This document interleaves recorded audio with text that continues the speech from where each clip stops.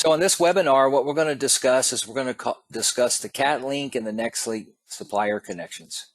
We're going to go over a little bit on how to set them up, how to associate a payable account together.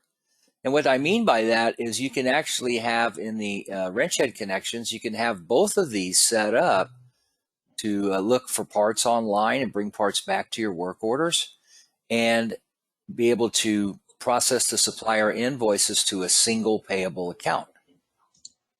So that's going to be nice where you can associate it all to one payable. We're going to talk a little bit about how it's set up and the order of which they're going to come up. We're going to go into workstation settings, show you how you can set that up to make it to where they can come up automatically, both of your catalogs. We're going to talk a little bit about part or material definitions on the part lines themselves. In other words, the definitions are the items in the system that is going to tell the system what to search for. Now, they don't work for every single thing. I'll show you how you can change them around if you want, but really you can actually change the search once you're in the cataloging quite easily.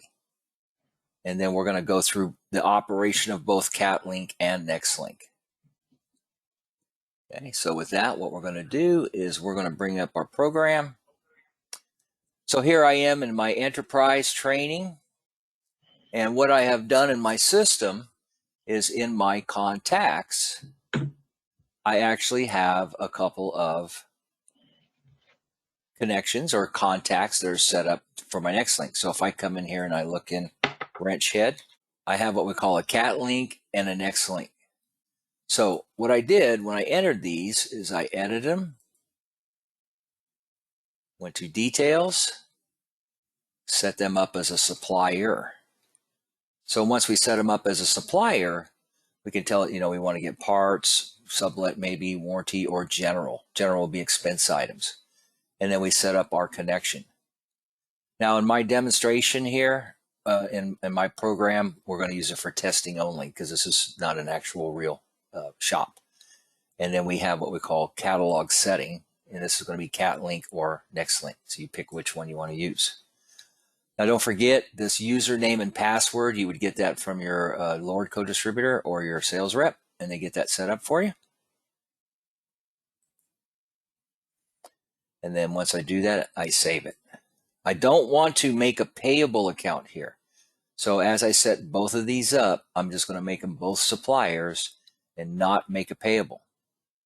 Once I have them in, then I go put in the main supplier. So here I have Lordco in my system, Lordco Auto Parts, and we're going to do an edit. Now with Lordco, I did make them a supplier also. I just did not make it for online ordering. That way I can enter bills into the system. But what I did do is I went in to the accounting, we set up a payable account, and then we tell the system I want to associate other contacts. So what we do is we hit add and we go search for those other contacts, and that's exactly what I did here. So when I type in wrench head, for example,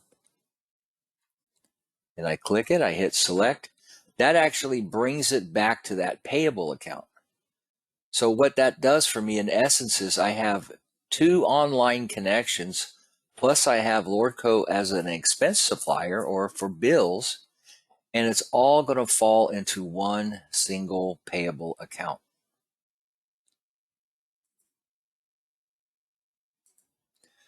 Now if I go over to accounting, go into my payables and go look up Lordco, then what you're going to see is you're going to see all your supplier invoices from the various things. So here I have CAT link, I have NextLink, here I have a bill that I entered. So we'll all be processed into one single payable, which makes it very easy to track everything.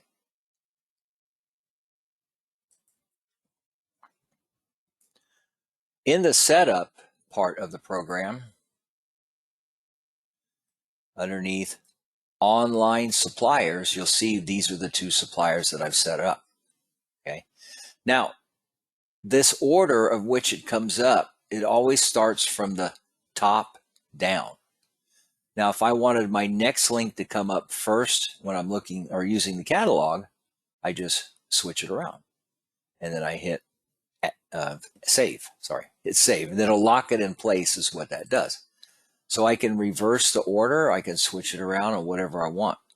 Now, if you do happen to have a tire vendor also in your group, whenever you're looking up tires in the system, it'll automatically skip everything else and go straight to your tires. So you don't have to worry about bringing tires up or anything like that. Okay, so we're going to save that. The second thing you want to know about is when I go to launch the catalog from a work order, how many of these supplier connections or catalogs do I want to launch? So at the very bottom of the setup, underneath workstation setup settings, you can tell the system to launch up to 3 suppliers simultaneously. Now we're going to use 2 for these purposes today because we're going to stick with the 2 wrench heads. Okay, and you can have it launch the inventory. Launch the inventory. Okay. Just a reminder, if you have a question, please put it in the questions section of your chat room, and we'll get to them. We're going to hold those questions until we get through the presentation. Thanks again. All right. Thank you. All right. Last thing you do want to know about here is when we talk about looking for parts. Looking for parts. So whenever I'm in a work order looking for parts, you know you're going to use a service package of some sort. So I'm going to go in here and pull up a service package. Just go look for air filters here, for example. So what the system is doing is it's utilizing the definition off of this part line to tell it what to search for. That's exactly what it's doing. Okay. So if this doesn't work, or if there is no definition in the part line, you can still change what you're searching for. You can actually type it in on the catalog itself, what you want to look for. Okay. Now, if I wanted to change this definition, you certainly can. And I just hit the X, I get rid of it, and then I go and look for the definition I want to use. Now, this comes from the part terminology guide, and you need to be very careful with this because there's a lot of terminology in here that does not have any type of a lookup. It truly doesn't.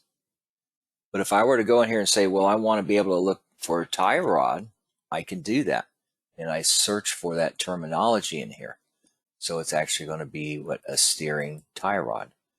So even though this service package is for an air filter, I can tell it to go search for a steering tie rod.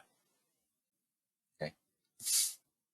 I probably wouldn't want to do that because that'll really get my service advisors confused there. But you can do that if you need to. Okay.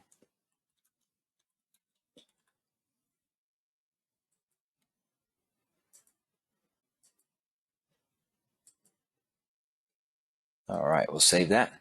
So let's go over to a work order and see how these work.